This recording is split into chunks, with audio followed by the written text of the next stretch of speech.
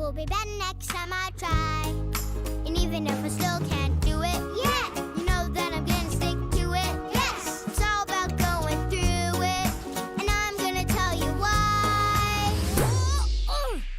Whoopsie! Whoopsies, I made a mistake and it's okay. It's okay! Whoopsies are what it takes to get better and better every day. Whoopsies, I made a mistake and it's okay. It's okay! Whoopsies, help me look, see, I'm better at this today. Woo! Whoopsies, whoopsies, whoopsies, whoopsies. I'm a little embarrassed when I look at my drawing compared to this. I'm just not getting anywhere with this. It makes me wanna hide. Aw, don't be embarrassed. Don't hide. You should have seen mine the first time I tried. It took a lot of whoopsies to look this way. No one's perfect on their first day. Whoopsie. Whoopsies, I made a mistake and it's okay. It's okay! Whoopsies are what it takes to get better and better every day. Whoopsie, whoopsie, whoopsie, whoopsies. Well, what about this? I want to jump rope, but nope, I just can't do it. Well, not yet. Come on and practice with me. You'll see there's nothing to it. Whoa! Whoopsie. Whoopsies, I made a mistake and it's okay. It's okay. Whoopsies, help me look, see, I'm better at this today. Woo!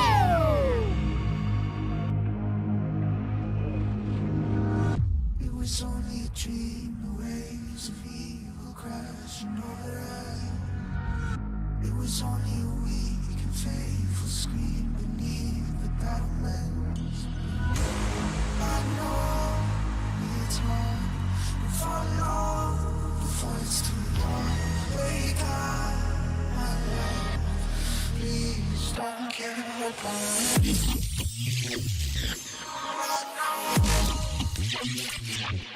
It's hard. Wake up.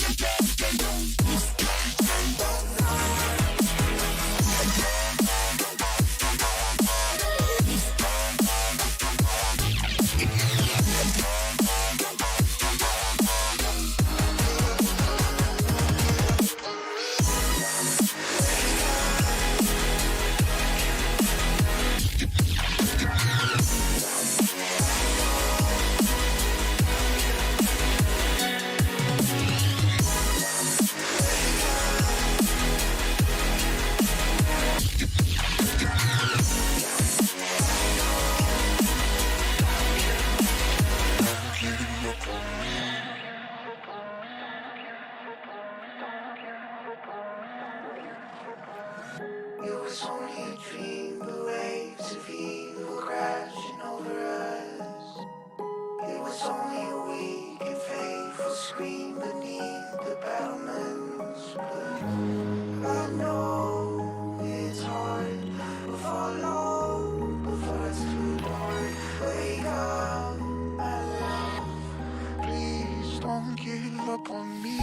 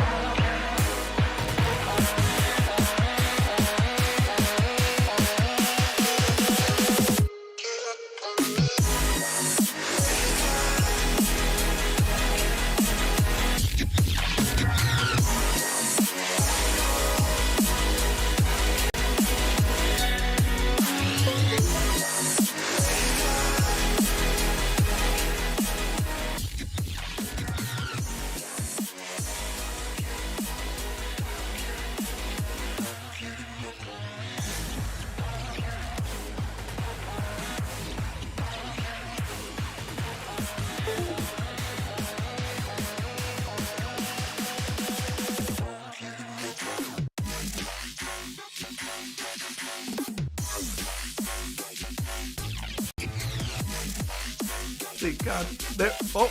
Oh, it's working. Oh man, we always gotta get those technical difficulties from the mic. All right, what's up, you guys? What's up, you guys? We are back at it again. Another day in 100 days of Rootkit. Today, we are gonna be making a game. Y'all, potentially some of y'all's first game ever. All right, it's gonna be awesome. We're gonna have a fun, loaded day with some adventures, some oopsies, but a lot of learning and a lot of success. All right, we're gonna do some fun stuff today. Are you guys excited? If you're excited, let me know in the chat. All right, go and put in the chat how you feel right now. So, I got some rants today. All right. Man, some PTSD happened. Oh, it's gonna be interesting. Let me make sure this is turned down. Is this music really loud or is it just me? If the music's really loud, you let me know that also. You're excited but worried? Don't worry. You don't need to be worried. All right. Just excitement. All right. So if you guys don't know, we are Rootkit, a nonprofit org here in the U.S. of A. This music here. Let me turn this down. Here we go. Is that a little better? All right. There we go. Is it better now? Nonprofit here in the US of A. We like giving away free things like this class, which apparently is so unbelievable, some people think we're a scam. I'll get into that in a bit. Very interesting day today. If you go over to our blog section on their site, we have our week 6 giveaway, which you can enter and potentially win another sweater we're giving away. Another sweater, all right? Alrighty, and if you like what we're doing here, because doing stuff for free is very expensive, you can go ahead over to this link and send us a donation. All donations are being matched 1-for-1 up to the first 10,000. See, Decisions is super excited. Let me go and post these links.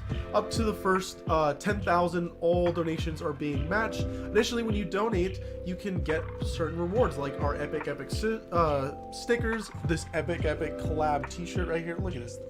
This thing is super awesome. And of course, our super awesome sweater, which I'm not wearing because it's too hot right now. Oh boy. Man. Hey, what we're doing is too wild for some people. It's too much of a game changer. Some people just can't comprehend it. We had an interview today with the U.S. Army's 55th. God, what are they? They're not a brigade. Are they a brigade? Yeah, it's 55th Brigade. They're basically the U.S. Army's. Let me see. Army 55th. So if you don't know, Army has combat cam. They are the combat cam. And effectively what they do is document everything the U.S. Army does. Not just war, but also peace efforts, humanitarian efforts, etc., etc. So they're over here because they got a mission to interview American companies and talk about what they do and kind of shine a light on them.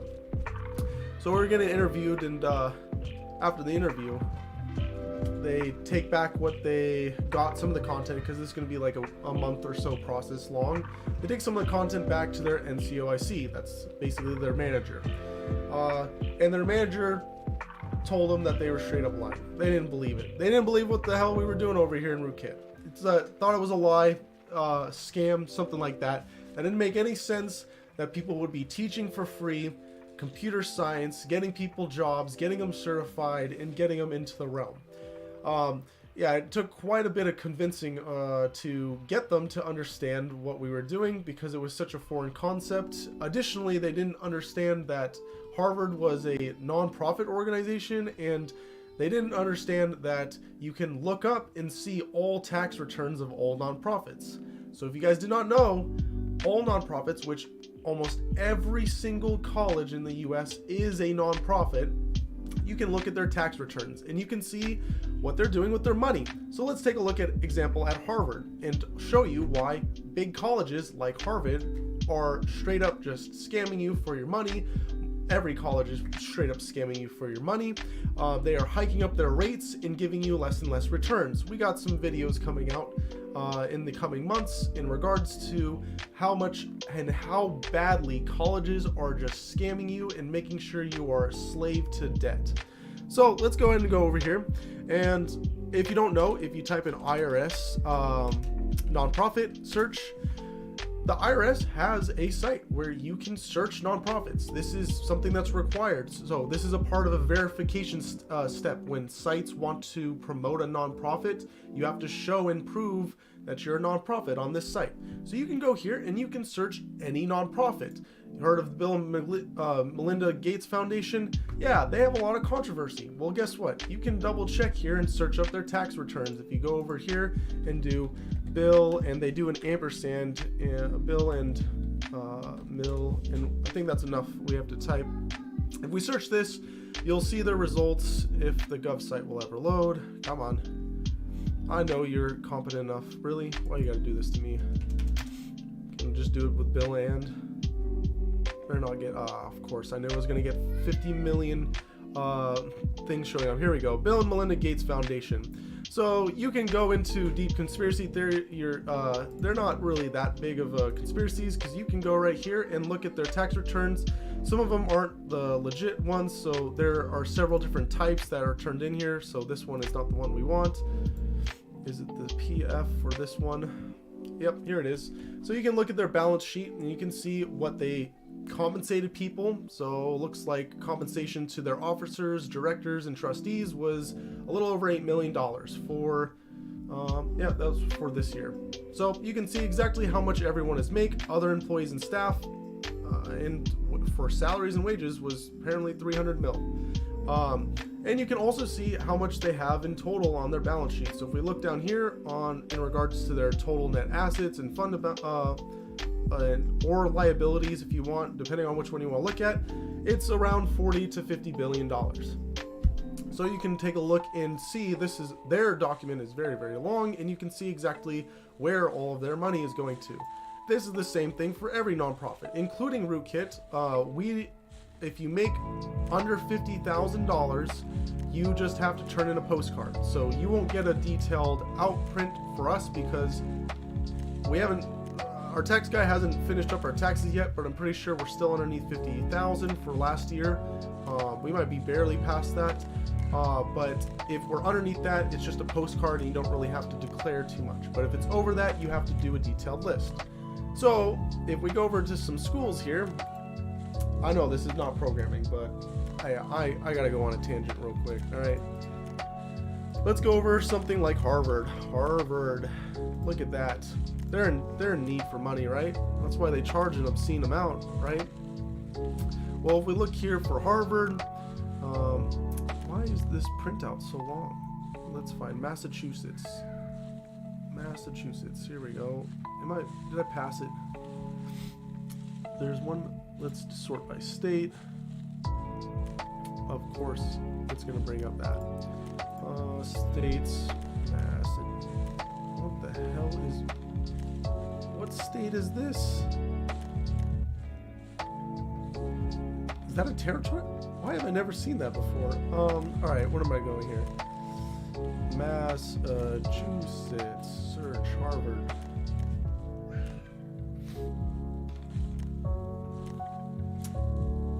Why am I getting so many printouts this time? I never get this many printouts. Literally, it's like the first result. Oh, it's because I did the INN number last time. So you can also look up, it's basically the equivalent of a business's social security number.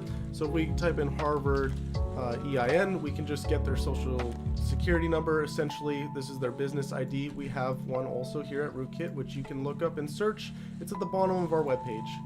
So if we search that, you'll see here's Harvard University, and you can see how much they're in dire need for money. If we go in and take a look at their returns here, and you'll see, I wanted the other one. And you'll see they currently have for the current year of 2018 for their returns, they had a nice little, for total assets, $57 billion in the bank. And net assets, $47 billion.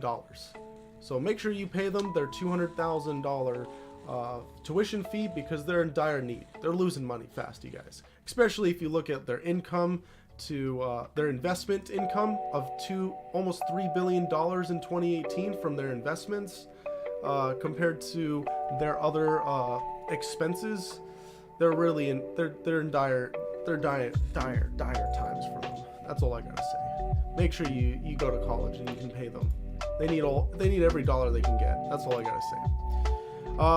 But yeah, screw the college system. They are just milking you. Milky.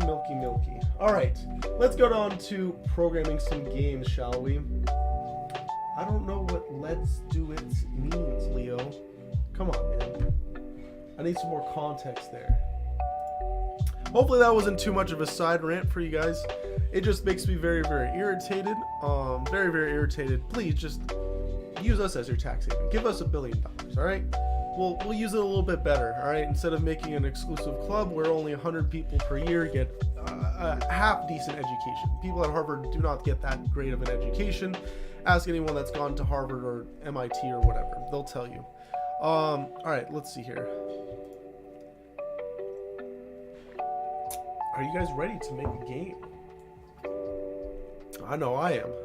So let's get into this. All right, so first off, we don't want to delete our beautiful code here. You guys are building up a nice log, like things you can reference, look at.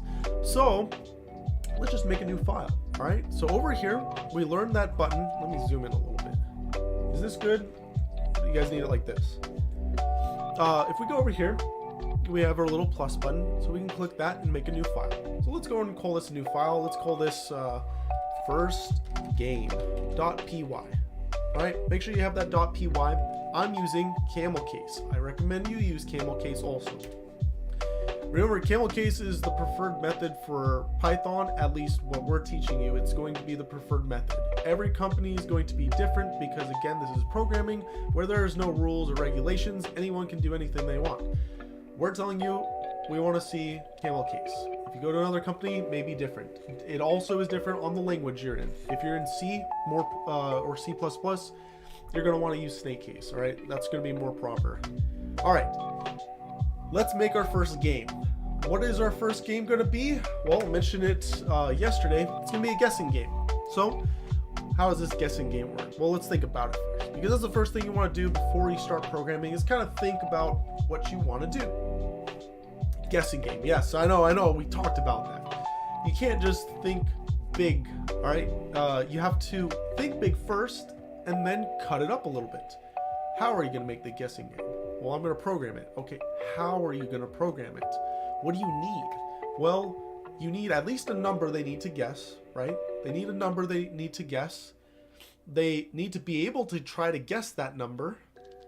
So let's start there. They need a number to guess. Well, we learned about variables, and so we can store the number we want them to guess in a variable. We know we need them to guess that number, which means we need to get input from them, which we learned how to do the other day using that input function. And then we need to do some type of magical comparison to see if the number they need to guess is equal to or not to the number they entered. All right, very, very simple. Well, we're going to add on a lot of complexity to this, but those are like the three major things we got to do. Do we all agree? Am I missing something, or you guys want to add something I might be missing here?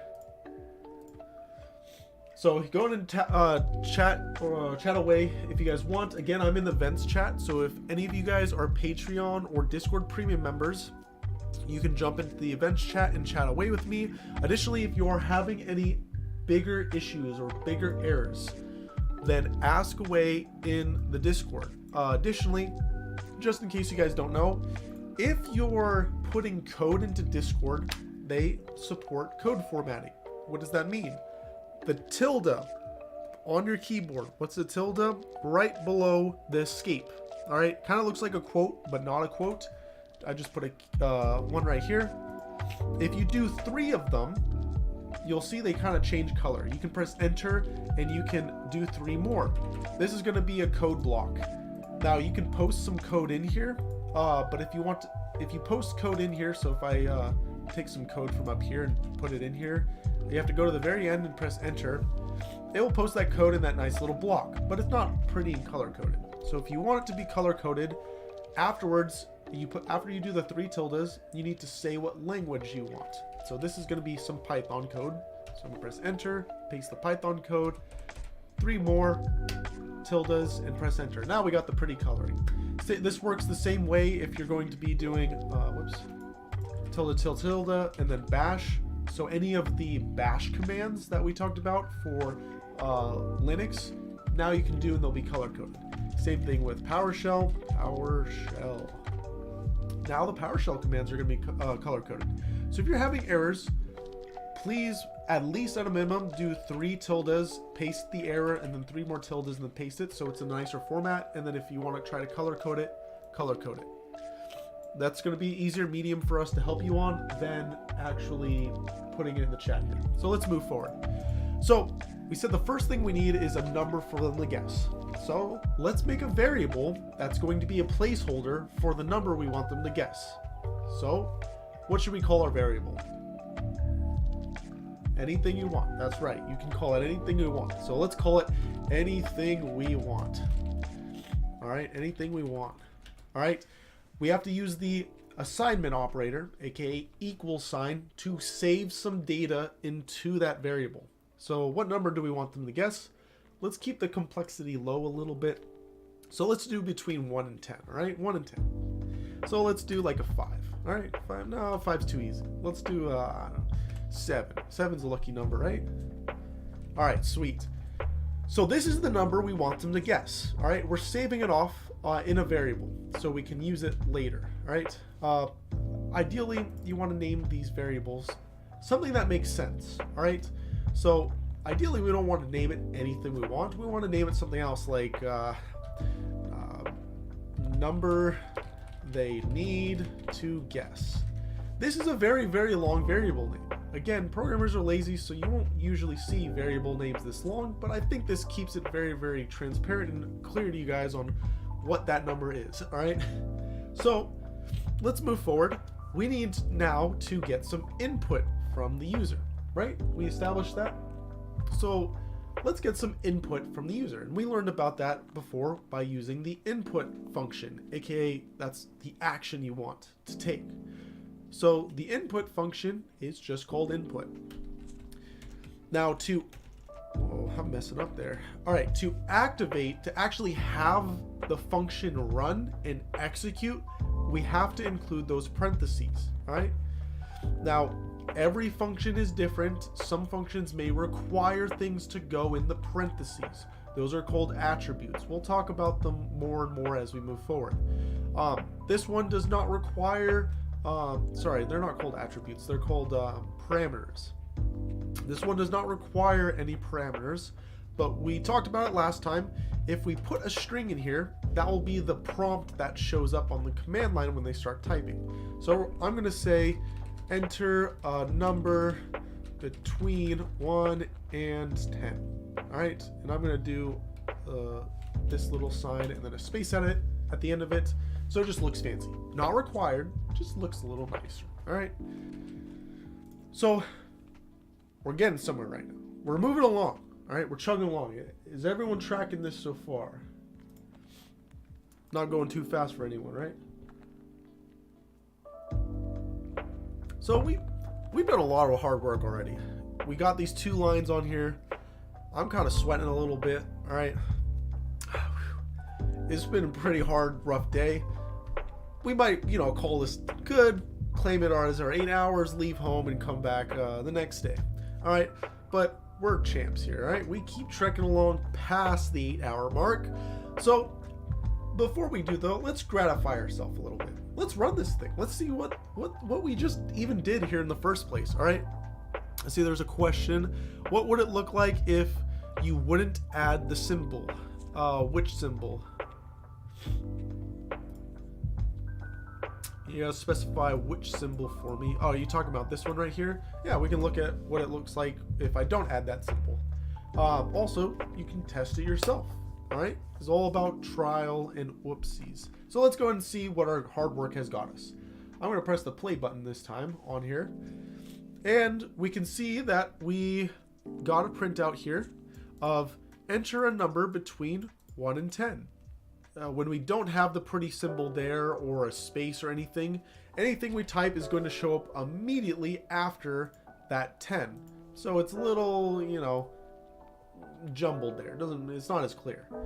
It will work just fine, just not as clear. And if we press enter here, all right, we're getting somewhere.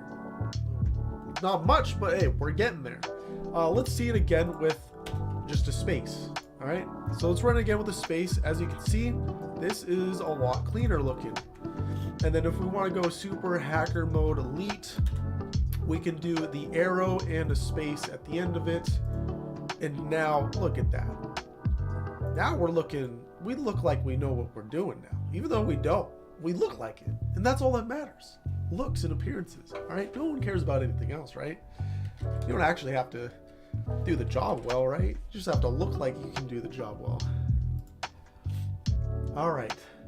Any questions on that so far? So we are getting input, but we're not saving it anywhere. Remember, when you perform an action, some actions will return something back to you, kind of like a status report. And sometimes we want to save that status report, that return, because it might be beneficial for us. So the input here is returning something to us, and if we save it off, it will be beneficial for us. So let's say this is the user's input, all right, and we'll have it equal to what the input returns back to us. So we're saving off what the user has sent us, all right? Simple enough. So to confirm, all right, to confirm this worked, let's just go ahead and use that print action we talked about, and let's throw the user input into there so we can get some visual feedback, because, you know, we're newer devs. We should do this often so we can visually see and kind of understand what's going on in our program. So let's go ahead and play this one again. All right, enter a number between 1 and 10. Guess what? I'm gonna do 100. And we get 100 printed out. It's working. It's working. We didn't follow the rules, but that's because inherently in programming, there is no rules. It's anarchy. You have to make the rules and enforce them. You have to force your will upon the program, all right? So bring out your big boy boots, and it's time for you to start making your own country right here, all right? From the scratch. We're gonna be playing some Civ. All right, so we know this is working. Again, if you guys have any questions, comments, concerns, go ahead and drop them in there. So we know this is working. So let's go ahead and move on. We need to do some type of comparison, all right? We got this number we want them to guess, and we have the input that they're giving us. The last little piece there is that comparison. How do we compare things? This is one of the most important things in programming, all right, is that logic piece. This is why in basic math, back in the first week, we talked about logic, we talked about basic math, and, you know, the freaking graphs with, you know, what's in the circle, what's not in the circle. It's all about logic, and this is where we get into the logic, all right? So there's these things called conditional statements that we can do. One of them is if, all right? Have you ever said something like, in English, you know, if it's rainy today, I'm gonna bring an umbrella? You ever said something like that? Maybe not exactly like that. Maybe you just don't use an umbrella, I don't know. But that is literally how you go about writing your logic in programming. We literally start with the words if, if. If what? Well, we know if we want to do something if the user's input is equal to the number they need to guess, right? So we can literally just type that. If the user's input is equal to 2 equal signs this time. We'll get into that here in a second, all right? The number they need to guess. That's it. That's our if statement. That's our logic. Now, there's some stuff we need to add here, which we'll go ahead and do, and then we'll talk about here in a second. It'll be easier once we type it out and I explain afterwards. So if the user input is equal to the number they need to guess, we're going to print, you got it correct. All right. And we're not going to print anything if they get it wrong. So what's going on here? All right, we're introducing some new concepts here. First, I guess let's just see this in action, and then we'll recap. This will give you a second to catch up if you're typing along here. So let's go ahead and run this. So if we don't do the correct number, you'll see that nothing printed out besides what we normally have here. If we do the correct number, let's see, 7. Hopefully this works. There's a reason why it wouldn't work. But we have 7 here, and we want 7. Let me press enter. That one didn't work. I'm going to go ahead and do 7 like this. I'll explain here in a second. Don't worry. Don't get too hung up on it. But if we rerun this and I do 7, you can see we got a different output this time. It said you got it correct. The logic checked out. So let's talk about this here a little bit and figure out what the hell just happened. All right, some craziness went on here. We'll make sure there's no questions. Remember, you guys can ask any questions at any time. So let's break this down again. If is logic we can perform in programming. All right. So the if statement is one of 3 primary logic statements that you can utilize in programming. We're going to go over the other 3 here in a second. When you are performing logic, knock on the damn wood. For the love of God, verbally speak it. It will make you understand it. There are so many people we teach and over and over again, and not even that. Actual devs in the field, all the way from entry to intermediate to even senior level. They don't speak out loud their if logic. Speak it out loud. It will make you understand it way better. All right, so we have if the user's input, the user's input is equal to. 2 signs, equal signs means equal to. We'll go over that here a little bit more in a second. Is equal to number they need to guess. Just like that in English. That is a normal English sentence. You can kind of interpret that without any programming knowledge. You can interpret that as a normal English sentence. Now, at the end of our if statement, we need to always have a colon here, right? So always put a but here at the end, right? It needs to be a but at the end of the joke, put a colon, right? After you do that, Visual Studio Code, what we're editing in, is really, really nice. When you press enter here, it will automatically tab you up. This is required for your if statements. Anything that you want to happen when a piece of logic is true and correct, this needs to be here. If that is, it needs to be tabbed up. If it's not tabbed up, so let's go ahead and say, I'm not tabbed. Here, we can see what happens. So this is tabbed, which means that this should only run if this is true, if this is correct, all right, if our logic is sane. So if we run this right now, and we make it so it's not true, we do not guess 7, we guess another random number. Let's say that number is high. No, it's not even a number, right? If we press enter, you'll see I'm not tabbed is going to run because it isn't tabbed, so it's not a part of this, what we call an if block, all right? It's not a part of this conditional block. But if we rerun this, whoops, there we go. If we rerun this and get the number right, you'll see that not only this line that's tabbed up ran, but also the line underneath it ran, because anything underneath will always run, especially if it's not tabbed up. So anything that's tabbed up will be a part of this condition block. It will only run if this condition is true. And you can have as many tabs as you want, and you can have it as far down as you want. You can have another print here that says, I don't know, whatever you want. This will only print ever, since it is tabbed up, when this one prints, because it is tabbed up. Now this is only true until you have something that isn't tabbed up. All right, so if I try to add something here that's tabbed up to try to have it as part of this, it's not going to work. As you can see, it's already yelling at me. It has the red everywhere. It's telling me I'm garbage. It's all right. Just delete that. So it has to be unintruded. You know, there can be spaces in between, but it can't have anything that's tabbed up. And for now, I'm going to call it indented and unindented, because that's what this is. It's indented and unindented. This is what I meant by earlier.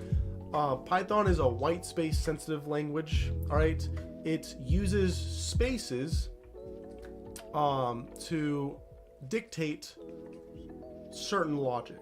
All right, so it uses spaces to know whether this is a part of the if statement or not. Any questions on that? Can you make another color and aimbot for Valorant with Visual Studio? I don't know what another color means. I'm not tabbed, will print if the answer is wrong. If this is not tabbed, if you have nothing tabbed, you must have at least one thing tabbed for the if statement. So if you don't have something, at least one thing tabbed, it will error. So you must have at least one thing in the tab, and this logic right here is for true only. Let's go over some other comparison operators here, all right? So there's a whole list of comparison operators. This is basically the English version of, is it going to rain? Is it not going to rain? Do you like ice cream or do you like chocolate? I like ice cream and I like chocolate. All those sentences are things you can do in programming. Instead of using the words and, you can use and in Python. There's certain languages, English terms you can use in Python. And is one of them, but that wouldn't work right there. We'll get into that here in a second. So this is also a part of what you need to learn on the list of our stuff, but let's go in here and go to the Googles. All right, let's say you didn't know what the comparison operators are. Let's Google Python comparison operators. So W3 Schools has some great stuff and resources for you guys to use. We link it on all of our resources. So you can see here, there's some wild symbols. All right, this ain't like math symbol. All right, this is equivalent to an English word. All right, so equals is 2 equal signs. Why is it 2 equal signs? Why? That's an extra thing I have to type. Why would I want to do that? Great question. Because 1 equal signs is the assignment operator. That's the thing that saves data. All right. So since that's already being used for saving data, we have to have 2 now. We have to have 2 for equal. So when you use 2 of them, that will be doing an evaluation to see if those 2 things are equal. All right. If you have a exclamation mark in front of it or a bang, you can use whatever term you want. 1 bang and 1 equal sign is going to be not equal. So the opposite of equal. All right. This is English. All right. So if you're getting confused here, let's talk about it in English. If pink is equal to red, right? I know you see X and Y there, and the PTSD of math is coming back. Remember, those are just variables. You can substitute them with whatever, like words. Is red equal to pink? No, it's not. All right, so this would be false. Is red not equal to pink? That's true. Red is not equal to pink. Then we also have greater than.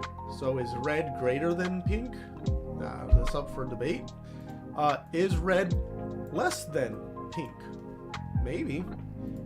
Is red greater than or equal to yellow?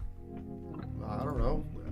These are kind of generic. I mean, I would use numbers, but do you really want to see numbers right now? We already saw enough numbers in the guessing game. Come on. And then the last one is less than or equal to. So is red less than or equal to gray? So these are the operators that you need to know about for doing comparisons. So again, you have equals, not equals, greater than, less than, greater than or equal to, and less than and equal to. Looking this stuff up constantly is okay. You can do that. Just remember they're called comparison operators. All right.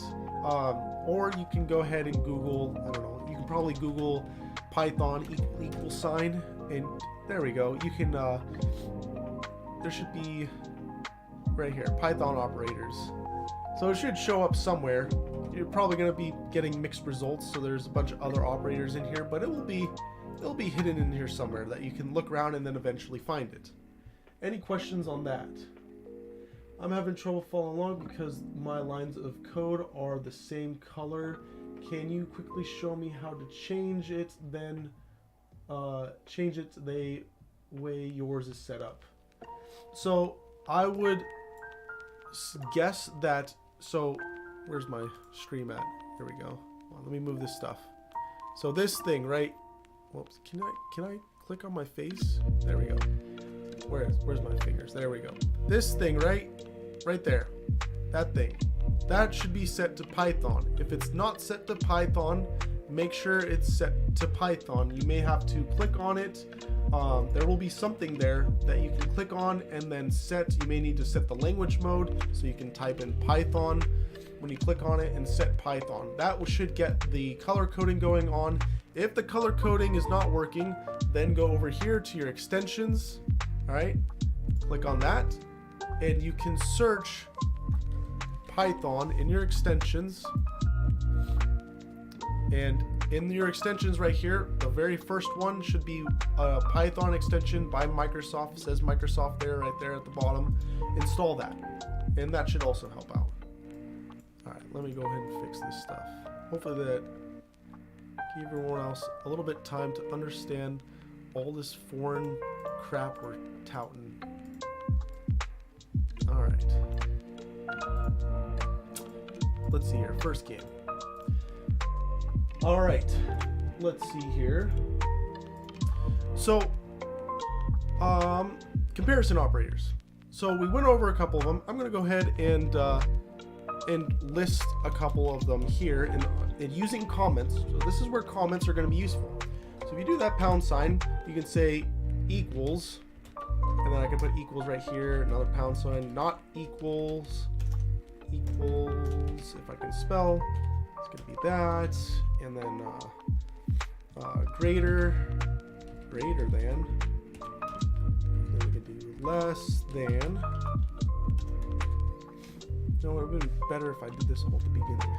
So that way there's a nicer uniform format going on. Whoops, less than is this way. So utilize comments. Utilize them. They're literally free for you to use in your code, and they're like little references you can do. So you can keep Googling the same thing over and over again, or you can put them in your comments and then just refer to them. Also, just typing these things out are going to reinforce these in your memory. So equals to, not equal. Okay, we gotta do greater than or equal to. So greater than or equal to, and less than or equal to. All right. So we got these here as reference. So now we can keep chugging along and kind of, you know, see what happens here.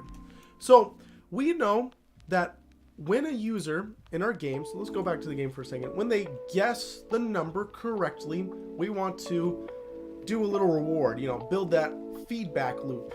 That's very important for games. We want to build that feedback loop so they keep playing our game over and over and over again. So we do that by, you know, congratulating them, being like, you did an awesome job. I like you. You're cool. So we're going to say right here, you got it correct. You can say whatever you want. Maybe it's even more better than that, because this is kind of generic. Again, this is for, if we read it out loud, this is for the logic of if the user's input, what's this sign? Let's look right here. Oh, okay. Is equal to what?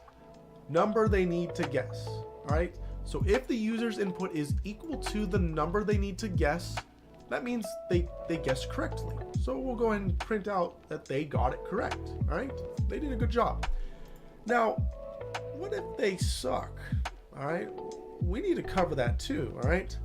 So let's start with the basics. So if we're going to do another if statement that is a part of the first statement. So what I mean by that is, did they get it right? No. Did they get it wrong? they're like a part of the same little bit of logic.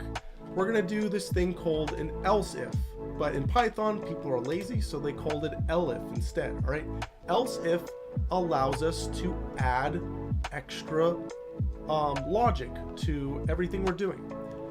So let's go and type this out, and I'll explain a little bit more towards the end here. So since we're lazy programmers, we're gonna go ahead and copy our code from here and paste it. Why retype it? I'm gonna change this to and not equal to, and press enter and say print idiot. All right, I'm gonna erase the tab part. So before moving forward, let's just see what this is, and then we'll talk about what we just did here. If you try to guess before we talk about it, I think you can guess it. All right, we got our notes right here. They're not going anywhere. So try to guess what happened there. But let's go and run this and see what happens. If we get this wrong, oh my, it called me an idiot. Not a very friendly game, is it? All right, let's do a 7 here. Okay, maybe it's kind of friendly. Now I want to play again, all right? If I do a 7, it says I got it right. Again, right here, if you look, highlighted, when we said we entered 5, it said idiot. When we entered 7, it said we got it correct. All right? Let me check the comments here. Who determined that it would be written like that? Who determined it would be written like that? Whoever made the language. They determined it. All right? I didn't invent this stuff, all right? We're just living in their world, all right? They actually have God mode on us because we actually have to follow their programming rules. But yeah, that's just how it is. I'm guessing it's because some math people went with it. That's just how it is. All right, so what's going on here? So if the user's input is equal to the number they need to guess, all right, then we want to do this.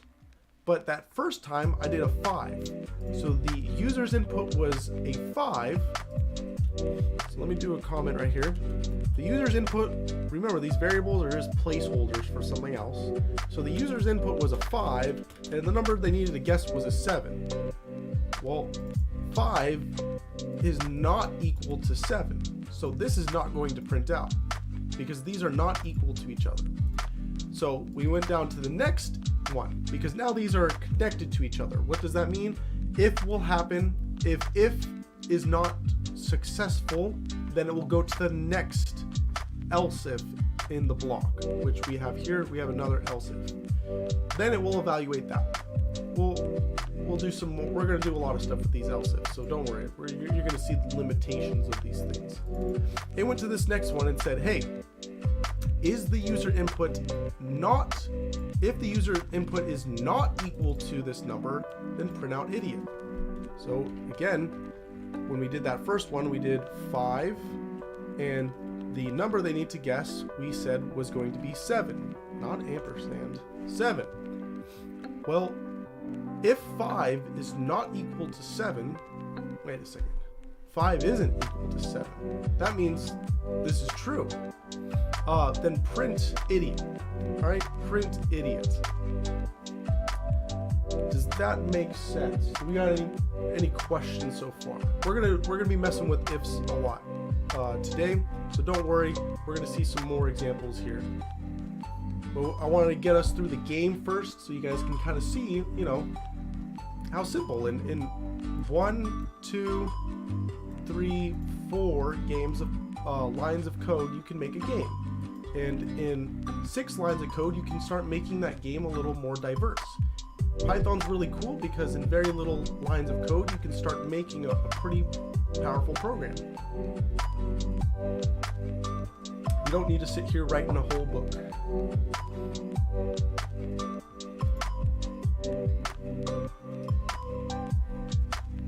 All right. I don't see any questions right now. So let's talk about a little bit more about these ifs. All right. So let's go ahead and go down here below. what's going on with these ifs? These are logic statements. I'm going to comment this out so we don't get this stuff printing again, or even better than that, let's just make a new file called ifchaos.py. Alright, ifchaos.py. So in this, we'll go ahead and talk about if statements a little bit more, right? This is our logic. This is our introduction to logic. So what's going on? Well, we can write an if statement by itself. So let's go and do if. This is where that true and false, that binary, that 0 and 1 comes into play. Because if statements actually are just looking at the zeros and ones. What does that mean? Literally, it's zeros and ones. If we put a 0 in here, and at the end of every if statement, remember we have to give it a but, all right? Add that colon there. And then when we press enter, we have to at least do one line of code. So let's just go ahead and print this was 0. All right? So this is what everything evaluates to. A 0 in programming is going to be false. All right? It's going to be the equivalent of you saying in English false. So if 0, this is false. False logic, we ignore. That's fake news. We ignore fake news here, right? So you'll ignore your own fake news. You can make your own fake news and ignore it. So we made some fake news here, and we're going to ignore it because it is false. So if I run this, you'll see absolutely nothing printed out. Let me clear this and run it again so you can see that absolutely nothing is being printed out because false things, wrong things, are going to be ignored. We ignore fake news. Now, true things, good things, righteous things, all right, we go for that stuff, all right? You know what's righteous? Ones. We're the one, all right? Was it Neo from Matrix? It's just a changing around of the word one, all right? That means true. Anything that is true, or in binary, a 1 is going to run, all right? So if we make another if statement here, and we say print, I know this is not an elif, this is an if. We're gonna define why you would do one over the other, a little bit more clarity here in a second. Don't worry. So we want to write here, this was 1. Let's run this. We got a printout here. This is 1 because it's true, and we believe in truth. All right, we're all about what's Trump's new social media, Twitter thing, Truth Social. We're all about Truth Social here, right? No, but anything that's true, aka 1 in binary, is going to run. All right, so this is our true and false logic, our binary. Now Python is meant for lazy devs, right? Lazy devs, we don't really want to memorize zeros and ones, right? That's kind of too many numbers, if you ask me, right? Too many numbers. So instead, what you can do is you can do the equivalent thing in Python with the words false and with the words true. Key thing is capital letters, right? Capital letters for the very first character. Right, and you'll know when you did it right because you'll see the color coding. If I do it without it, it will kind of yell at me there and it won't be color coded. So let's do it with the color coding. So now that this is the equivalent of doing 0 and 1. All right, we have false, which will not run because we don't listen to false things here. We only listen to the true things. All right. So if we rerun this, let me clear this so there's no confusion, and rerun this, you'll see everything's exactly the same. Only the thing that was true, that was correct, ran. Any questions on that? That's what's happening with the if statements.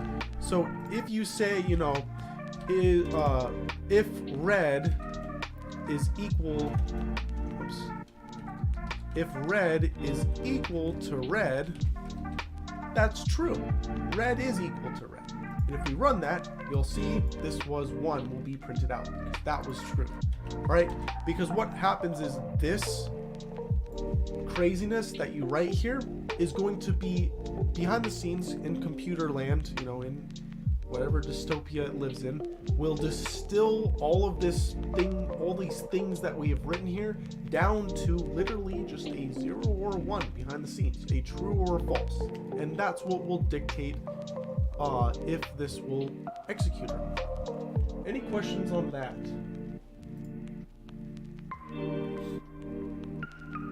Buenos. Anyone confused? This is very, very important. Like, we can't really move forward if anyone is confused right now on if statements. Don't worry about LFs, it's just this right here. We're gonna go experiment with LFs right after this. So, other big thing, make sure you got the but at the end, and it should be automatically tabbed up when you press enter, but remember, you gotta get those tabs. Don't worry, if you don't include those tabs, it will yell at you here, but also if you try to run, it will yell at you here. The second most important thing, besides Googling for a developer, is going to be able to read and understand these logs, these errors. So let's take a look at this one. If we didn't know what was going on, and we didn't see the red here, which happens sometimes, we can look at this. And specifically, it will say that usually it's best to go to the very last line of the error. These things depend. Sorry, it's not just as easy as look at the last line. The errors only get less helpful the further along you get in your career. But these ones are always going to be helpful when we're at this beginner state. So it says here at the very end, it tries to be as explicit as possible. It says there was an indentation error. Expected an indent block after if statement on line 6. So indent is the tabbing, all right? Tabbing, indenting, same thing. Indenting block means just a tab, all right? So it says here on line 6. So if we go to line 6, I don't see an error there. Let's read this again. Expected an indent block after the if statement on line 6. All right, so here's line 6, the if statement. It wants one after. Okay, I can see the error here. Let me put a tab, and now it's fixed. All right, that's how you can go about resolving some of these issues. Make sure you read these, and if you're really stuck, make sure you post them in the 100 Days of Rootkit chat over here. All right. All right. Is the music still kind of loud? I thought I turned it down. Let me turn it down some more. There we go. Is that a little better? It doesn't matter the order of truths and falses. No, it does not matter. I mean, I guess it depends on what you're trying to accomplish, but in general, it does not matter. So, for example, if I had blue and red here, that's the same as if I said red and blue. Because at the end of the day, when you distill it down to whether that's true or not, it still distills down to the same thing. They're just on different sides. The bass is a little too much. Yeah, I turned it down. Hopefully that's a little bit better. All right. So what's this LF thing that we keep talking about? Well, let's first, my file names are red, some of them. That means you probably need to save, or they don't exist anymore, one or the other. What with the number, what does that mean? So the number usually means, can I get it going on here? Usually that will mean lines that you've changed. So that will tell you how many lines you've changed and that you didn't save. Typically, it depends. So that's why it's good to save often. Remember, Control S, we're developers now. You do Control S, you don't go over here to file and save. It's too much. So let's just real quickly talk about these. Well, let's go about if else first. So let's go ahead and make some variables here. So let's say, I don't know. No, let's just not do any variables right now. So if red is equal to blue, now you tell me right now, is that true? So let's say this is the first if statement, right? Is that true? Is red equal to blue? Are those the same thing? No, they're not. Instead of saying no, we say false, because that's not true. That's fake newsville, all right? We don't listen to fake news, all right, when we program. Your program won't either, all right? It's just built into it.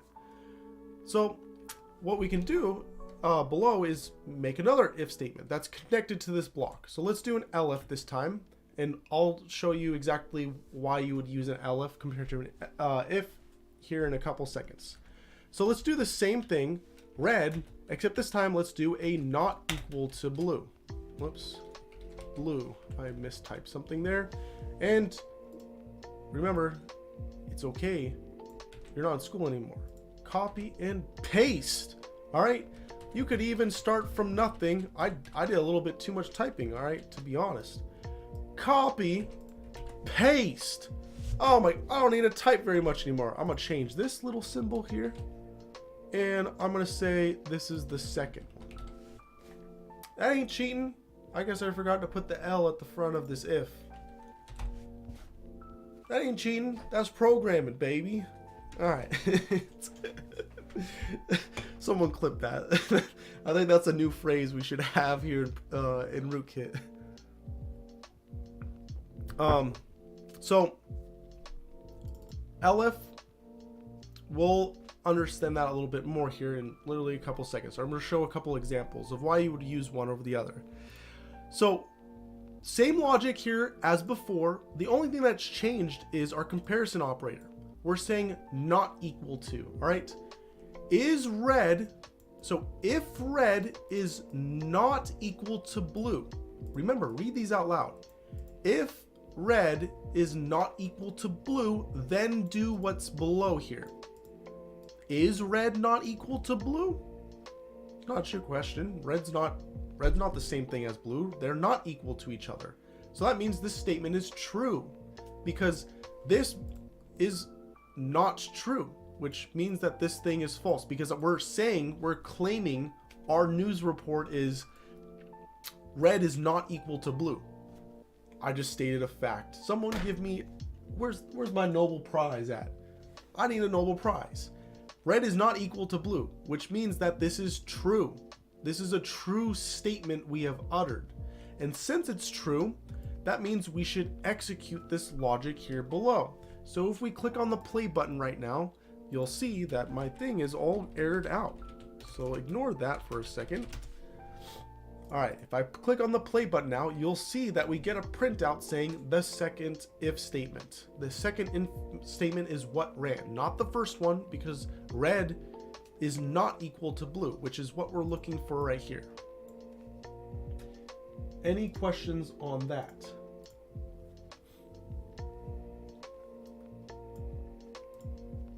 So why you would want to use an elif compared to an if statement is this reason.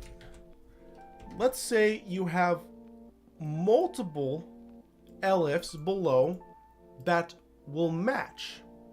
So this one is the same, this one will match, this one will match, and this one will match. You may think that we should see the printout 3 times. I don't know, maybe. Let's see what happens. Let's go ahead and press run. We only see the printout once. This is what I mean by a block. Basically, these are all connected to each other behind the scenes. Ifs are always going to be the beginning of a logic block per se. So that means these are all tied together. It will keep going down the list of these until it finds one that's a hit, a match. Once it finds one that's a match, it's going to ignore the rest. It's going to be like, get the hell out of here. That's too much extra work. I'm going to ignore you. So when it sees this first one and it's a match, it says, go away. I don't care. And your program will continue down here below.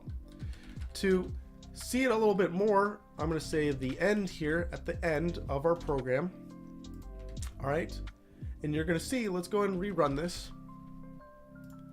And you're going to see this is fake news. It's false. We're going to ignore it. So it's going to go to the next one. This is true. All right, this is true. So we're going to execute the logic underneath it. All right. And since it's a part of the same block because we used else if, the rest of the items in the block are going to be completely ignored. And we're going to go straight to the what's afterwards, which right now is the end. So if we see here, we get 1, this is a second if statement, and then the end is printed right here. All right. Now, if you wanted maybe multiple if logics to be initiated, then you can just specify if. So let's change this last one to an if instead. This if, remember, ifs are the start of a block of logic. So this now is one complete block of logic. And this, since an if is the start of a block of logic, this is its own block of logic. All right? So now we have 2 blocks of logic here. We know that this one's going to be ignored because this is false, and this one is going to run because it's true. This one's going to be ignored because it's a part of this same block of logic. This one's a separate piece of logic, which means it's going to run. And let's see that in action. If we run this, you'll see that there's 2 statements that get printed out now. If I clear this and rerun it, you'll see that it gets printed out. Are there any questions on that? So the else if statements should be in order. The order may or may not depend. It depends on what logic you're trying to perform. So we'll get more into this as we make some games, because sometimes logic is important in your games. You wouldn't want to award someone XP until an enemy is dead. So the if logic for that would be, because programmers actually wrote if logic for it, that is a guarantee. Every language, if you want to do logic in any programming language, you got to use if logic. So in the game that you like to play, there will be code in there called if enemy is dead, then give you XP reward. So it would literally be if enemy and me equals dead. All right, if enemy is equal to dead, then give XP will happen right here. Right now we're printing something, but you can do give XP right here. So this obviously wouldn't, enemy is not equal to dead. I'll show you guys how to make that logic here in the coming days, but that's how you would go about it. Let me check the other chat. So what happens to the others if the other statements are true?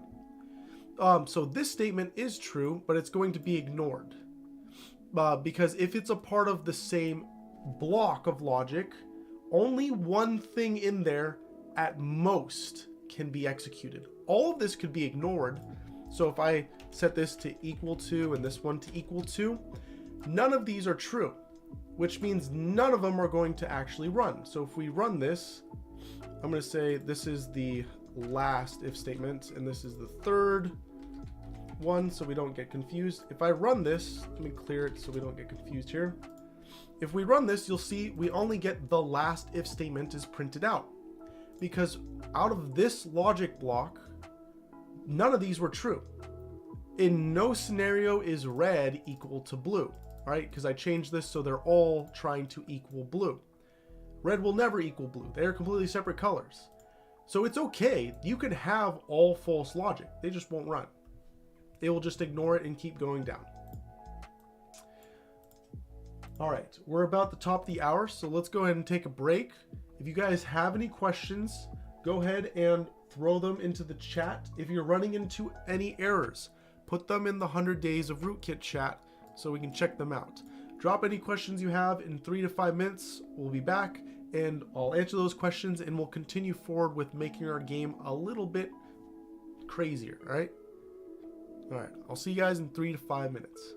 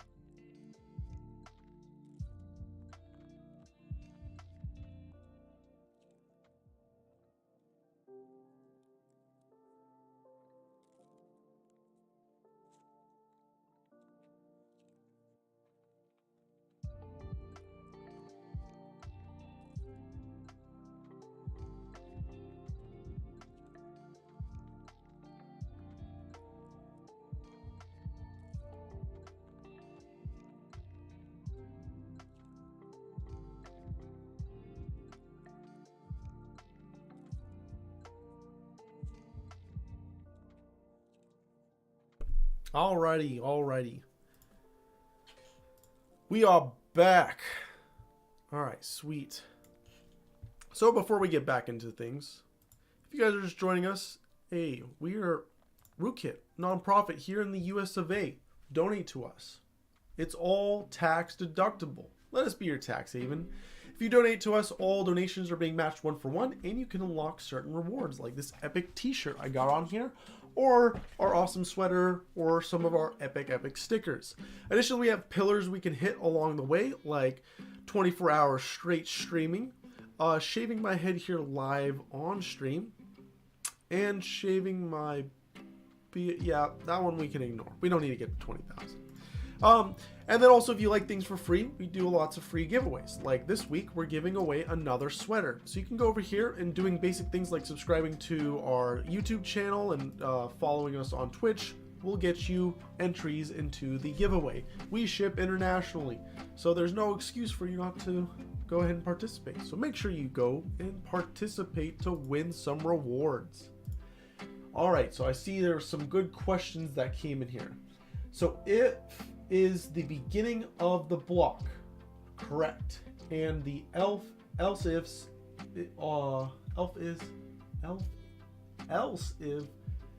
is all a part of the main if that precedes it. So all else ifs that come. Correct. You are killing it. After that specific if only prints if they are true. Correct. And if there are multiple elifs that are same, it won't print. Correct. Exactly. You nailed it right on the head, Kamal. Perfectly. I like it. So, let's see if there are any other questions on Twitch. No. Alright. So, that was perfect. That was perfect. And we're going to get lots more practice of that. So don't worry. Also, when the streams are over, I encourage you guys to practice, experiment, mess with it. The games that we make, maybe try modifying them, advancing them. Mess around, see what happens, right? The worst thing that happens is an error occurs. And when an error occurs, you can resolve it. Let's say I forgot to add the but, all right? I forgot to add the but. If I didn't see the red squiggly here, which it says right here, expected the little but, the colon right there, we could add the colon. But additionally, if we run this, we'll get an error, and it will say expected that colon, that but. And it will even tell us on line 6 that it expected it with a little arrow right there. So we know that we gotta go put that there. We missed it. So again, logic blocks, all right? Logic blocks, important to know, they start with an if. If is always the beginning. If you try to start it with an else if, it will yell at you. So remember, ifs will always start it. Elifs, also known as else ifs, are how to continue adding extra logic to the same block. If you want to make a new block of logic, then you can make another if. And you can have infinite amount of elifs connected to a logic block. And you can have infinite amount of ifs. There is no limits. The limit is nothing. You're in God mode. You can have as many of them as you want. There is no limit. This is how all software is made, with lots of if statements.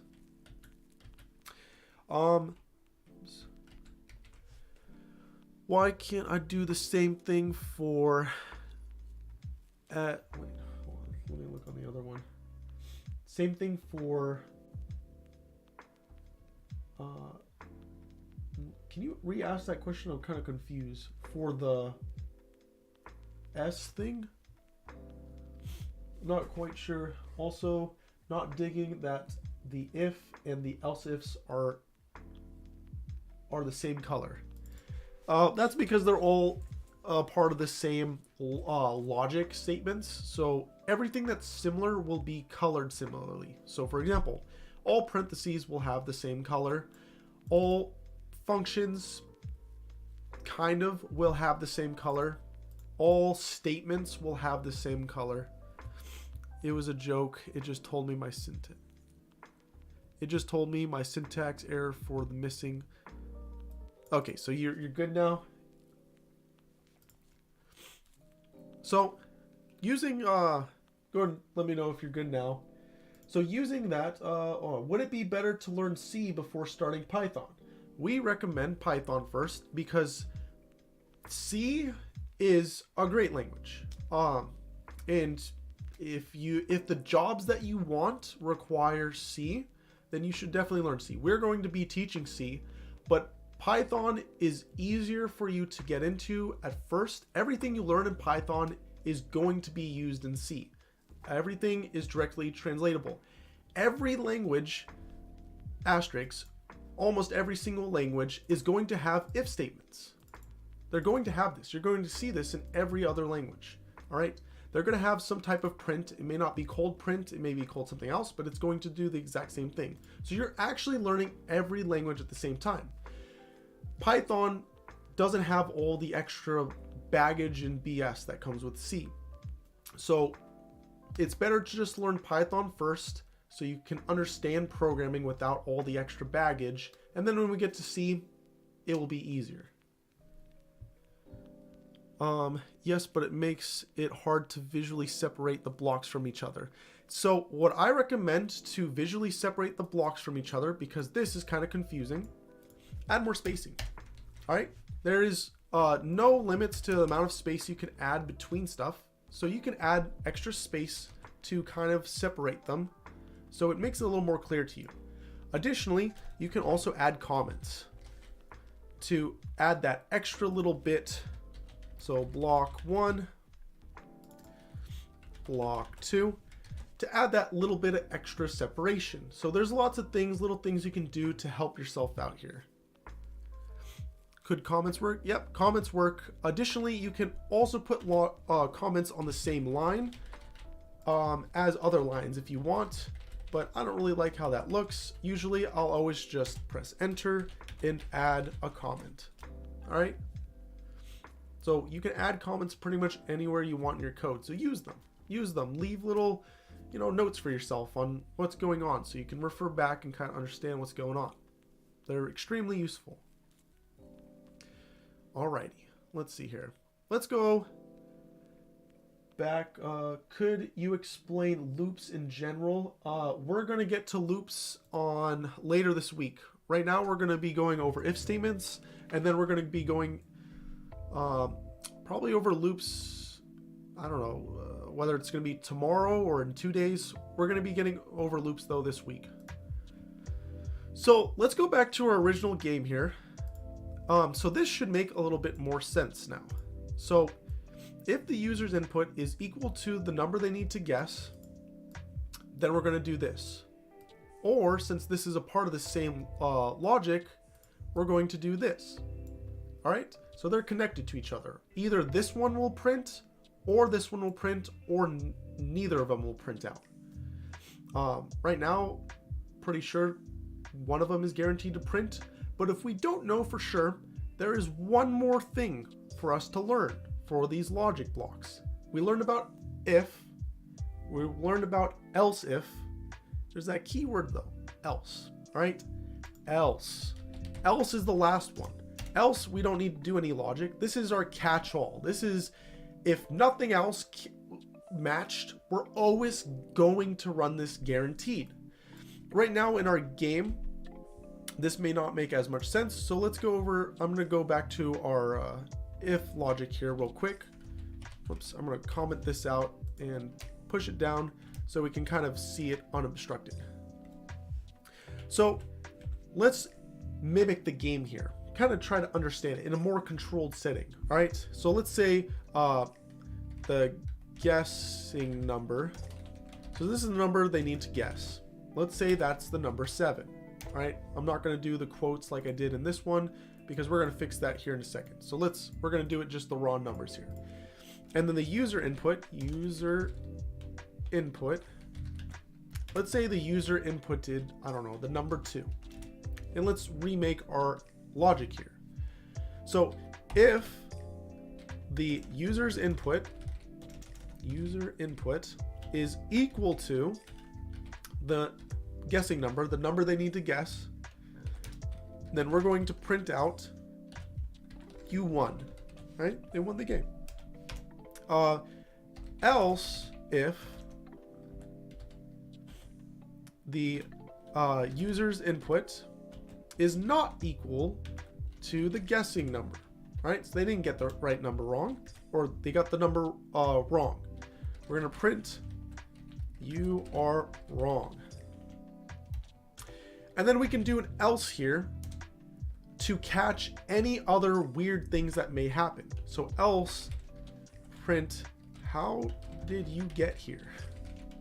Because technically there should be no way for them to get to the catch-all, because either they did guess it or they didn't guess it. So if we run this by looking at the numbers here, we can see that they didn't guess the right number, so they were wrong. So if we run this, we should see that they were wrong. Don't worry, the else is going to make a little bit more sense here in a second. So else ifs in a block, you can have unlimited of these, but for every one block you can only have one if statement and you can only have one else statement. All right, so in a block you can only have one if and one else, but you can have infinite elifs sandwiched in between. Let's see here, make sure there's any questions. All right, sweet. So this else doesn't really make much sense right now. So let's use one of those new fancy conditions here, like greater than and less than. Let's say we want to upgrade our game and tell them whether they're too low or too high. All right, we can do that by using greater than and less than. So let's say instead of not equal to, let's say the user's input was greater than the number, right? It was greater than the number. They guessed too high, right? So if they guess too high, then we're going to tell them, whoops, you guessed too high. And we're only going to do that logic, right? We should do one for guess too low, but I just want to show off the else here for a second. So if the user number is greater than the guessing number, so if it's greater than 7, which 2 is not greater than 7. So let's run this and see what happens. As you'll see, how did you get here prints out. We went to the catch-all because this was not a match. So this is our block right here, all 3 of these. This was not a match, so I went to the next one. This one wasn't a match. So it saw that this last one here is an else. Else is a catch-all. It will run if the logic ever gets to it in the block. It will always run. It's guaranteed to run every single time. So that's why it's going to print out how did you get here. All right, so it's very useful for certain circumstances. We'll see it as we program through. We're going to be using them plenty of times. All right, so to finish out our logic here, we have guess too high.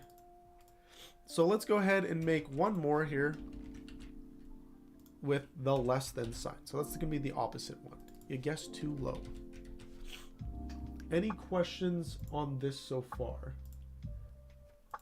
While you guys ask your questions, I'm just going to run this so you can kind of see. You guess too low, print it out.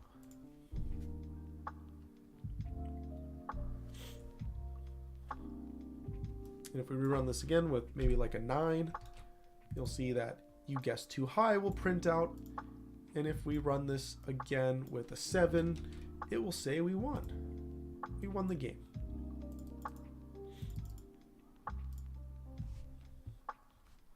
Any questions before we add this logic to our other game? And I'm going to introduce another function because there's something interesting that goes on with input, and we'll see that here in a second.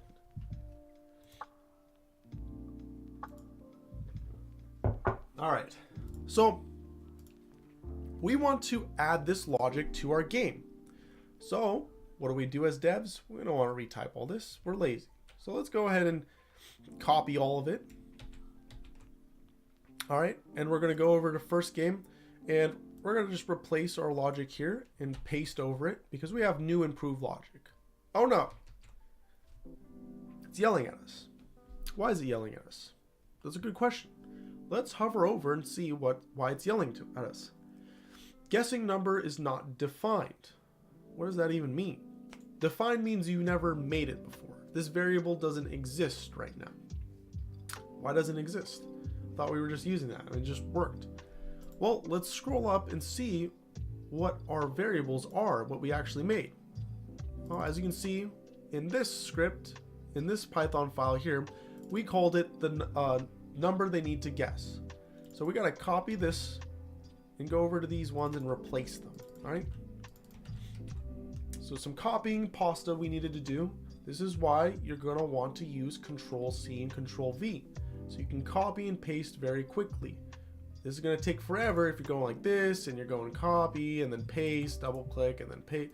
It takes too long. You gotta use the shortcuts, I'm telling you. Let me check here. Why put the user input? Why put the user input already? What do you? Can you specify that a little bit more?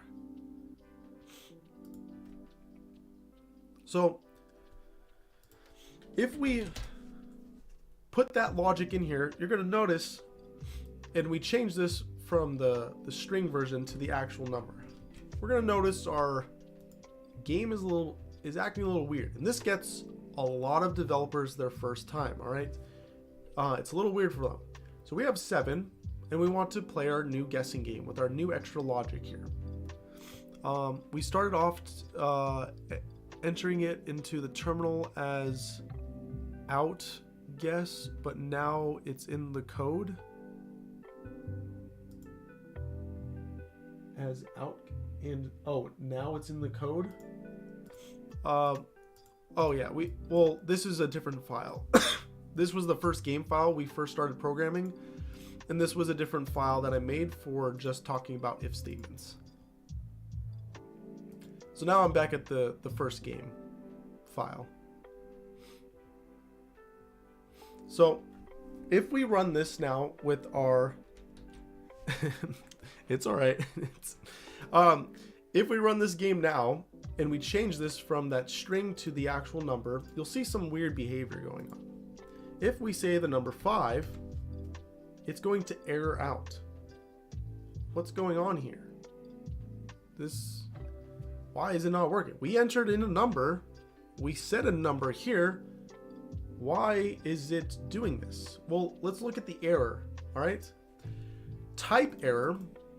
What's a type error? Type error means that the types of variables that you used were incompatible with each other. AKA, you were trying to do something with a number and something that's not a number. Like, for example, words. Words are not numbers, so you can't really do things with words with in numbers. So if you see here, the greater than sign is not supported between strings and integers. Strings and integers. Why is this a string? We said input here, and we're getting the user's input. I typed in the number 5. Why would it be a string?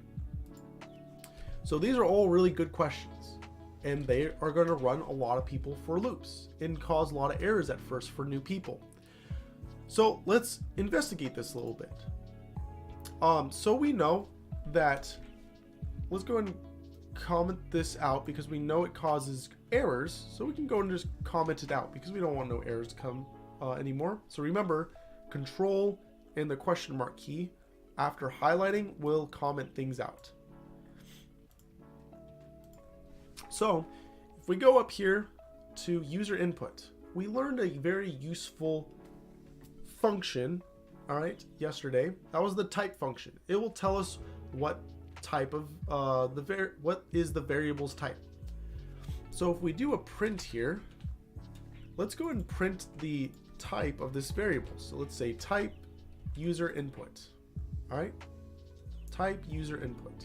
If we run this, it's going to ask us to enter in a number, and let's enter in the number, I don't know, 5, and press enter. Weird. It says it's a string, but that's a number. Let's run it again And this time, let's just put in some random characters and press enter. It said that's a string.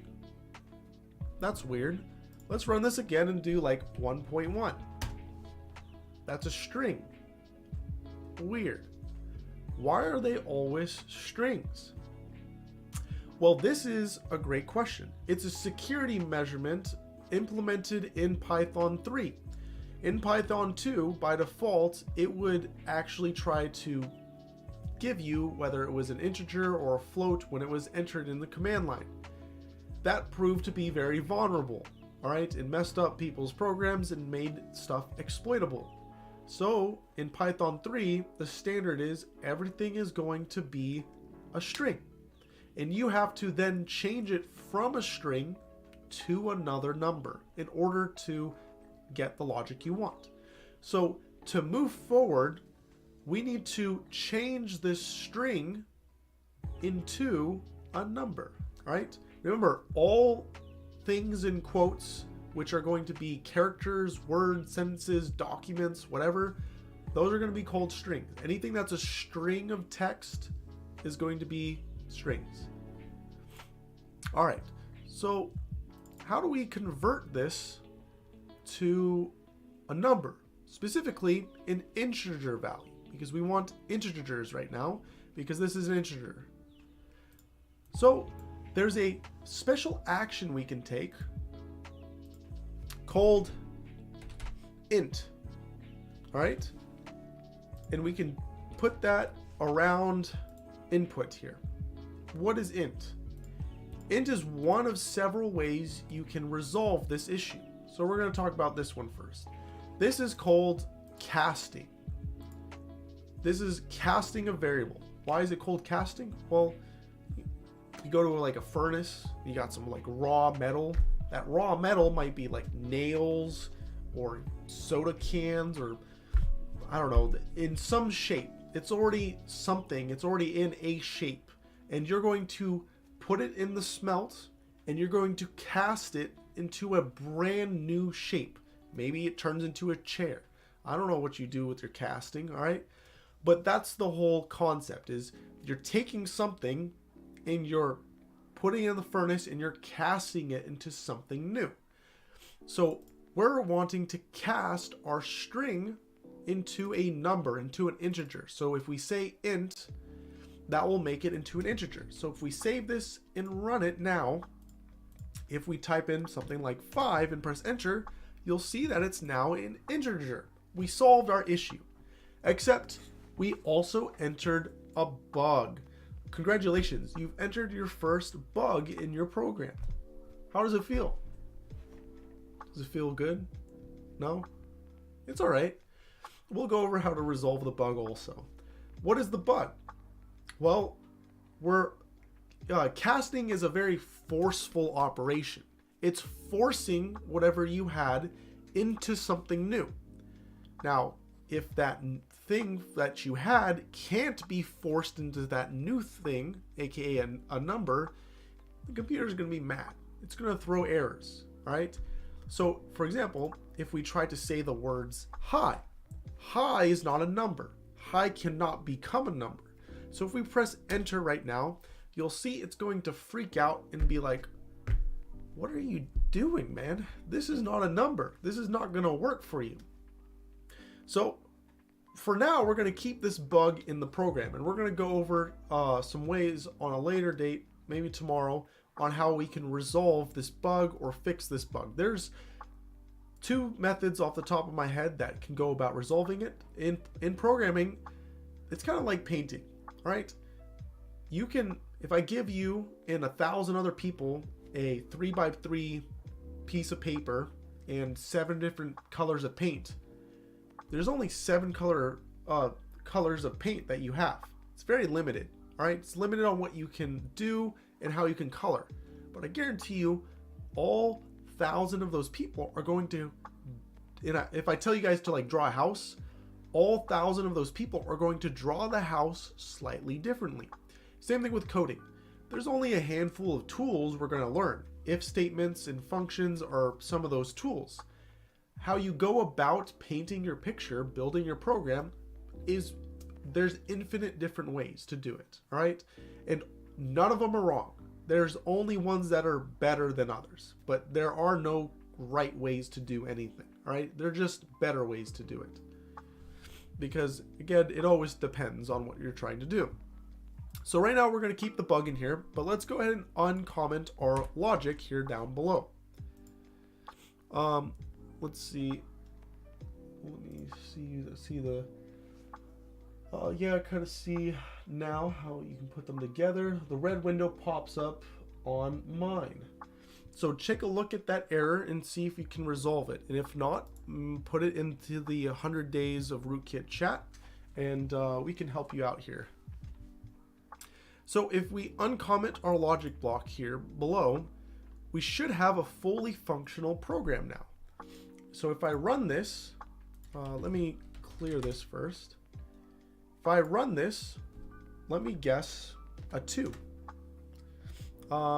Okay, we have the integers thing still running, or still running here, so I'm going to comment that out so we get a little cleaner of an output. So I'm going to rerun that with a 2. And it says we guessed too low. So let's rerun that again.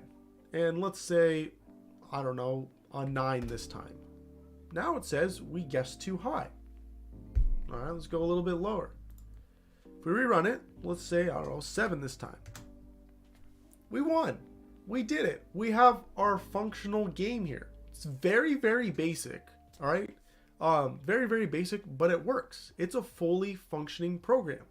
You have a full game with several different types of feedback, accepting input from the user in a couple lines of code. If we count the actual lines, we got 1, 2, 3, 4, 5, 6, 7, 8 lines of code.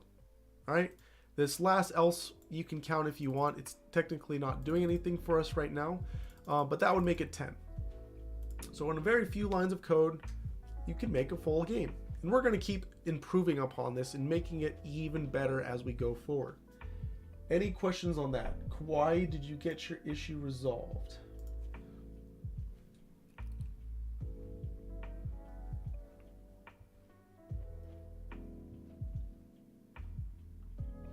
Let me make this a little bit smaller so you guys can see. Let me just close it so you guys can see all of this. All right, perfect, perfect. What questions do you guys have? So as a recap so far, yeah, keep playing with it. While you're playing around, and I encourage you guys to play around, just to recap, so far we've talked about conditional statements. If, else if, and else. Ifs, you can have an infinite amount of. Every time you write an if, that's going to be the beginning of a new logic block. Else ifs have to come after if statements, and that's how you can continue a logic block. And then else's are what you put at the very end. They are not required, they are optional, and that's how you can catch anything that maybe didn't get caught, any logic that you maybe forgot to do. That's what it's there for doing anything else. Additionally, we talked about our comparison operators, all right? Like the double equals sign, the not equals, the greater than, the less than equals to, and the greater than equal to and the less than equal to. And we also talked about casting. Casting is a forceful operation that will cause errors if they're not handled, right? Now, this is what we would call an exception. Remember, we just talked about in operating systems interrupts and exceptions. This is an exception that happens. So when that error comes up, that's that brutal exception. So you usually want to steer away from those when you can, because they are a forceful operation. Now, all the programs we're making, you won't really see the lagging effects of exceptions because they're very, very small. But depending on where you go, they could cause, in companies, bigger companies, they could cause issues. Now, casting isn't just limited to ints. You can do it with any of the variable types we've talked about so far. So you could say string, you could say float, you could say, we haven't talked too much yet about lists, but you could say lists, tuple, and dictionary. All right, those are some of them. But just to let you know, you can bring anything to the forge, all right, and put it to the flame and see what you can get out of it. All right, it's not just limited to integer values. Any questions on that?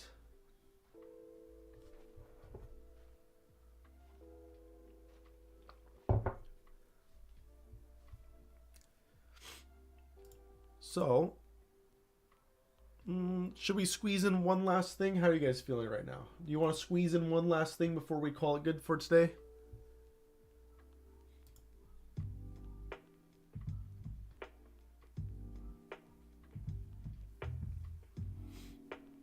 Said I'm good for today. All right. If you guys are good for today, we won't squeeze in one last thing. Now, let me see here for our challenge. You guys learned all these new tools for the challenge. I would say for your guys' challenge, I want you guys to modify this game. Right now, we're accepting between 1 and 10.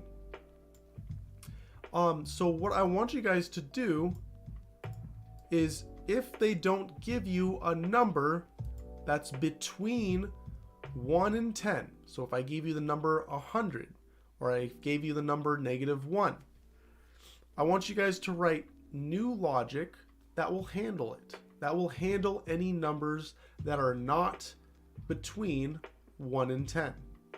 All right? You have learned all the tools. I'll give you a hint. You at most only need to add 2 extra else ifs. Right? 2 extra else ifs. And they should go. This is where, what do you call it? Ordering would be important. They should go right here. Enter new logic here. All right. So you can do it in 1. That would be a super challenge if you guys want to Google and figure out how to do it in 1. But for most of you, you can do it in 2 else if statements, and they should go right here, because ordering does matter, because this logic right here will automatically run if it is greater than 100 is greater than this, so it would be too high. We don't want this to run though. We want to have some custom logic to tell the person they were politely wrong for entering the incorrect 1 through 10 range. All right, so any questions on that challenge?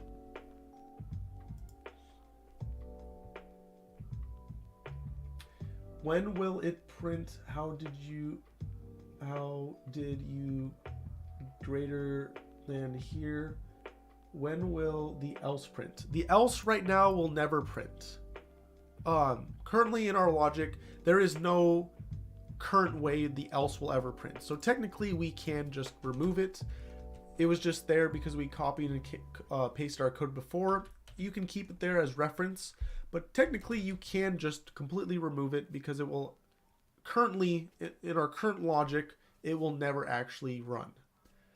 So don't get too tripped up on it. You can just delete it if you want. So I'll go ahead and delete it just to remove confusion, but don't forget else is a thing. We'll get into some scenarios where else is useful. Don't worry. We're just introducing all the things right now.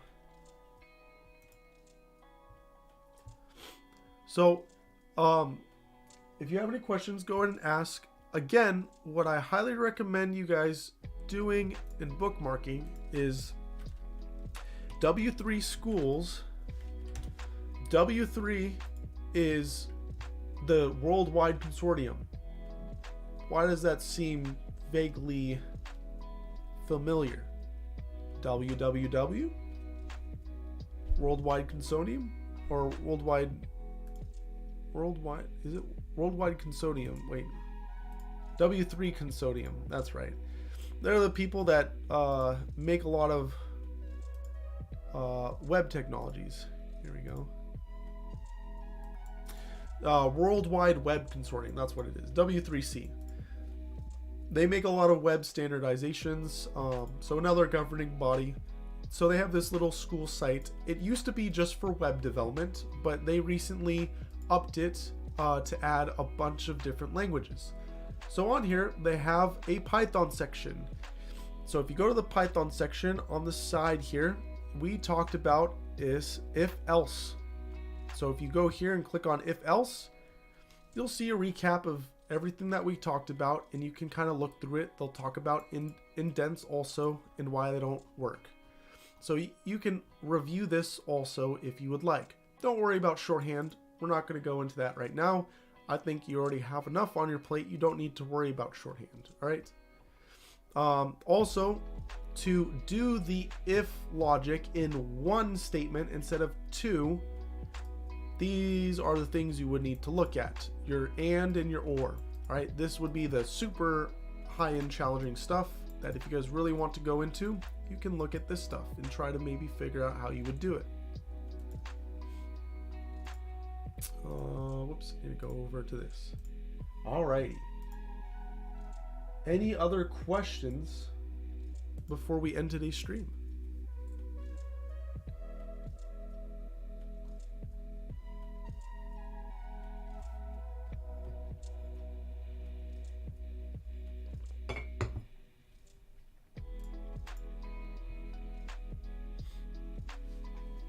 Don't be shy. Also remember, oopsies. Oopsies are okay. Mess up, break things, cause errors, then try to fix them. It's all relevant. You will, throughout your whole career, whether you're entry or elite, hacker, pro, dev, you're going to run into errors. You always will. You'll always make errors. So the more training and the more errors you get right now, the better, because it's teaching you how to look at an error, how to fix the error, and it's always going to be relevant to you. It's always going to be important. So errors are not bad. They're great. It's a part of your job. It's a part of your training. Become accustomed to them. And then when they really start pissing you off, it's okay if you punch your monitor once, twice, break it with a baseball bat. We've all done it once or twice. Some of us have done it in video games. I haven't, right? Video games are just a gamer, right? I do it when I'm programming, because when I'm programming, I'm in God tier mode. And when my subject over here isn't listening to me, I'm gonna hit it with the baseball bat, all right? So that's okay. That's understandable. Yeah, so, alrighty. All right, I see there are no other questions. So we're gonna go ahead and call it a day. So tomorrow we'll continue on with our game. We're going to add some more logic to it. We might introduce loops tomorrow. I'm going to review my notes and see what we should do. And that way we don't have to, click the play button every single time we want to run your program. We're going to have it more as a coherent game. But we're going to be messing with this and adding to the game and making it better and better as we move forward here. All right, sweet. So that's all I got for today. So I'll see you guys on the next one.